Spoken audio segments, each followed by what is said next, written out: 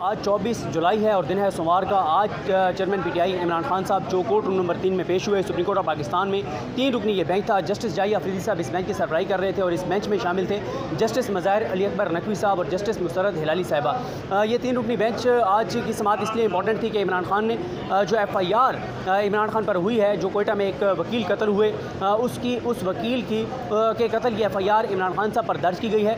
तो उस पर इमरान खान साहब ने उसको चैलेंज कर रखा है अपने वकील लतीफ़ खोसा साहब के ज़रिए। गुज़िश्ता समाअत पर अदालत ने कहा था कि इमरान खान सरेंडर करें। इमरान खान जब तक नहीं आएंगे उस वक्त तक हम मामले को आगे नहीं बढ़ाएंगे। आज इमरान खान जो है वो आए। आज जो कोर्ट रूम में एक तो यह है कि इमरान खान साहब के आने से पहले ही कोर्ट रूम खचाखच भरा हुआ था। टोटल कोर्ट रूम नंबर 3 में 80 लोगों के बैठने की जगह है, यानी कोई 8 कुर्सियाँ आगे लगी हुई हैं वकला के लिए और 72 चेयर्स पीछे हैं। इमरान खान के कमरा अदालत में दाखिल होने से पहले 10 बजकर तकरीबन कोई 22-23 मिनट तक कमरा अदालत खचाखच भर चुका था। जजेस बाकी केसेस की समाअत मुकम्मल करने के बाद 10:25 पर वो कोर्ट रूम से उठकर चले गए थे। उसके बाद इमरान खान तकरीबन 10:30 बजे इमरान खान कोर्ट रूम में आ गए थे। जैसे इमरान खान आए उसके बाद जजेस आए, समाअत का आगाज़ हुआ। जैसे ही समाअत का आगाज़ हुआ तो अदालत की जानिब से ये बताया गया कि जो कंप्लेनेंट हैं उनके वकील जो हैं उनके वकील की जानिब से एडजमेंट की दरख्वास्त है।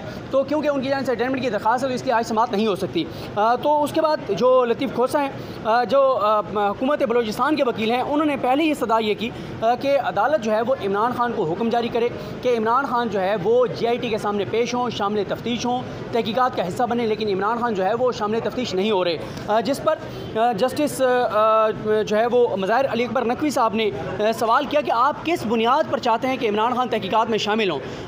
उस पर जस्टिस जाहिद अफरीदी साहब ने कहा कि हमने आपको पिछली बार भी कहा था कि हम बिल्कुल इसको सुन के इसके ऊपर फ़ैसला करेंगे। लेकिन मज़ाहिर अली अकबर नकवी साहब ने दोबारा कहा कि आप FIR पढ़ेंगे, आपने FIR में लिखा क्या है। उस पर जस्टिस जाहिद अफरीदी साहब ने मज़ाहिर अली अकबर नकवी साहब से को बात की और बात करने के बाद जाहिद अफरीदी साहब ने कहा कि आप ये जो सवाल है इसको बिल्कुल अपने पास रखें, लेकिन आप जो है वो अगली समाअत का इंतज़ार करें। हम चाहते हैं जो कंप्लेनेंट हैं उनके वकील की मौजूदगी में जो है उनके वकील की मौजूदगी में हम ये केस जो है वो सुने और उनके वकील की मौजूदगी में ही जो है वो हम केस सुनकर और फैसला करें, क्योंकि आज उनकी जानिब से एडजमेंट की दरख्वास्त है। तो लिहाजा आप जब वो मौजूद हों उसके बाद ही आप इसके ऊपर दलाइल दीजिएगा इनके शामिल तफ्तीश होने पर। इस पर लतीफ़ खोसा ने कहा कि हम तो इस GIT को नहीं मानते। इस GIT में इंटेलिजेंस इदारों के नुमाइंदे हैं, अजीब अजीब किस्म के लोग हैं, पता नहीं कौन कौन इस GIT में शामिल है। हम इस GIT को नहीं मानते, हम इस GIT में भी पेश नहीं होंगे। उसके बाद जो जाहिद अफरीदी साहब हैं उन्होंने कहा देखें, क्योंकि आज इमरान खान जो हैं वो पहले जब उन्होंने ऑर्डर भी लिखवाया उसमें लिखा कि इमरान खान सरेंडर कर चुके हैं। तो जस्टिस मुसरत हिलाली साहिबा जो हैं उन्होंने जाहिद अफरीदी साहब से को बात की, उन्होंने फिर उसको चेंज करवा दिया, सरेंडर को चेंज कर दिया पेश होने से। तो उस पर जो जाहिद अफरीदी साहब हैं उन्होंने कहा कि क्योंकि इमरान खान आज पेश हो गए हैं और आज कंप्लेनेंट के वकील नहीं हैं, उनकी वजह से केस आगे नहीं बढ़ रहा, तो हम इमरान खान को कुछ ना कुछ जो है वो रिलीफ देंगे। उसके बाद अदालत ने जो लतीफ़ खोसा साहब, क्योंकि 3 बार इस्तदा की गई बलूचिस्तान हुकूमत के वकील की जानिब से और तीनों बार उन्होंने कहा कि इमरान खान को अदालत ये हुक्म जारी करे कि इमरान खान GIT के सामने पेश हों, इमरान खान शामिल तफ्तीश हों।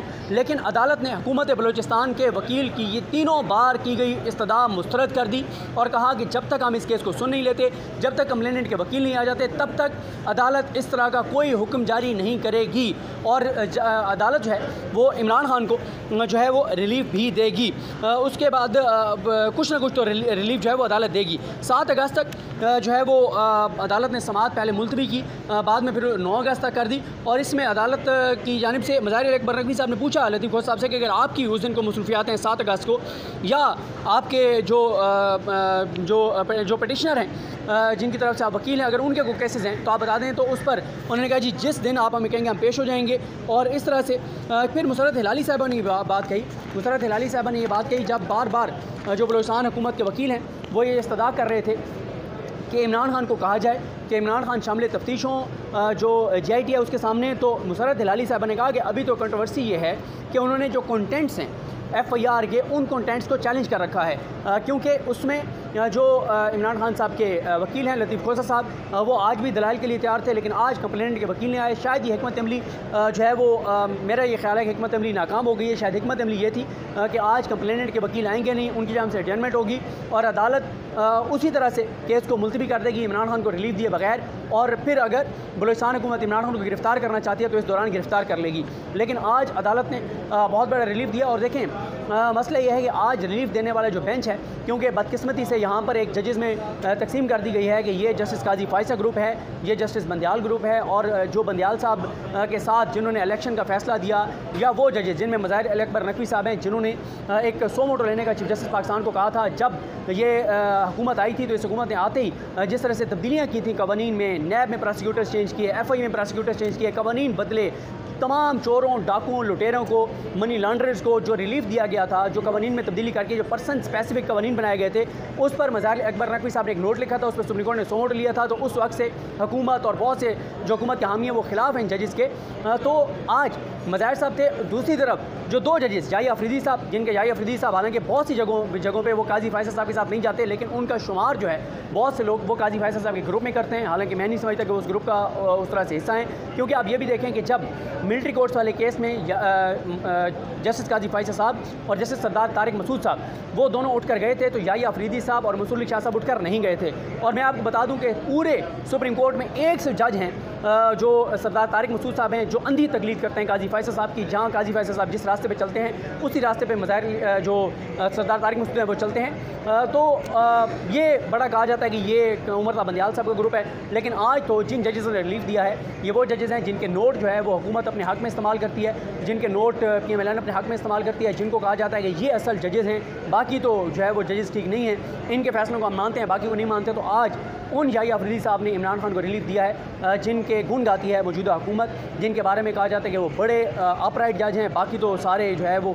सारे तो नहीं, जो उमर बंदियाल साहब के साथ जिन जजेस ने इलेक्शन का फैसला दिया था वो बड़े कोई जो है वो इमरान खान के ईमानदार जज हैं, इस तरह के उनको टाइटल दिए जाते हैं। तो ये आज हुकूमत के मुंह पर भी बहुत बड़ा तमाचा है कि जिस जज को वो खुद मानते हैं कि वो बड़े ऑनरेबल और बड़े अपराइट जज हैं, उन जज साहब ने भी इमरान खान को रिलीफ दिया है। और मसला ये होता है कि क्यों ये बार बार बयानियाँ बनाया जाता है अदालतों के बारे में कि जी बार बार इमरान खान को रिलीफ मिल रहे हैं, बार बार इमरान खान को रिलीफ मिल रहे हैं। मसला ये है कि जब आप इस तरह से बोगस केसेस बनाएंगे तो फिर रिलीफ मिलेगा, फिर आप प्रोपेगेंडा करेंगे जजेस के खिलाफ कि जनाब ये तो इमरान खान के हामी जजेस हैं। तो आज तो ये याही अफरीदी साहब तो हुकूमत कहती है कि उनके हामी नहीं हैं, तो उन्होंने भी रिलीफ दिया।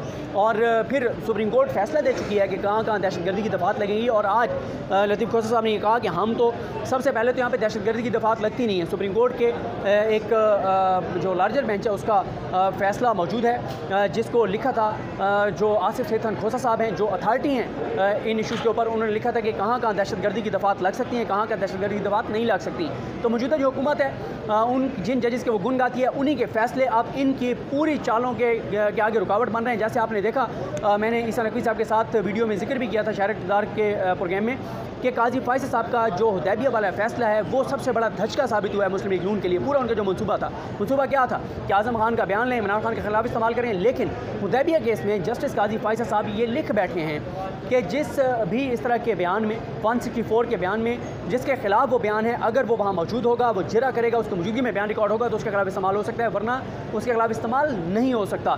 तो वो भी इनका पूरे का पूरा मंसूबा जो है वो नाकाम हो गया है। साइफर वाले मामले पे जो भी ये कर लें ऊपर से उड़ जाएगा, क्योंकि काजी फायसा साहब का फैसला जो है वो ऐसा मौजूद है जो इनकी राह में रुकावट बनेगा। ये अलग बात है कि काजी फायसा साहब के बारे में तासुर यह है कि उनके मेयारात इमरान खान के मामले में कुछ और हैं, शरीफ ख़ानदान के मामले में कुछ और हैं। इमरान खान के दौर में काजी फायसा साहब ने सो मोटो ले लिया था कि जनाब वो कन्वेंशन सेंटर में इमरान खान ने कन्वेंशन किया है। फिर एक दिन उन्होंने सो मोटो ले लिया कि मैंने अखबार में पढ़ा है जनाब कि तरक्याती फ़ंड्स दे दिए गए हैं। एक बार फिर इमरान खान के खिलाफ को लेटर लिख दिया, कभी किसके खिलाफ कभी किसके। एक उन्होंने लेटर लिख दिया था शहराए दस्तूर पर गटर के ऊपर ढक्कन नहीं था, उस पर भी उन्होंने लेटर लिख दिया था कि ये हालत है हुकूमत की कारकर्दगी की, गटर के ऊपर ढक्कन नहीं है। लेकिन मुल्क के अंदर जो पिछले 15-16 माह में तबाही बर्बादी हुई है, मुल्क की बुनियादें हिल गई हैं, जो इस हुकूमत ने तबाही और बर्बादी की है, जो करप्शन लूट मार की है, जो अपने केसेस ख़त्म किए हैं, जो NRO दिए हैं और लिए हैं, जो कुछ इस हुकूमत ने किया है, एक मौके के ऊपर भी काजी फायसा साहब ने कोई लेटर नहीं लिखा, कोई सो मोटो नहीं लिया। और बाकी तो छोड़ें, वो जो सहाफ़ी उस वक्त जो PMLN के हामी सहाफ़ी थे, वो जब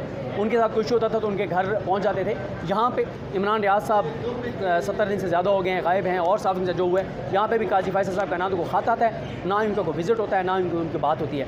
तो ये भी कहा जाता है कि जनाब काजी साहब को ऐसा फ़ैसला इसके ऊपर देंगे कि वो कहेंगे वो और मामला था, ये और मामला है, लेकिन ये इतना आसान नहीं होगा। बहरहाल देखते हैं क्या है, लेकिन 9 अगस्त तक इमरान खान की गिरफ्तारी से सुप्रीम कोर्ट ऑफ पाकिस्तान ने रोक दिया है, बड़ा रिलीफ इमरान खान को दे दिया है।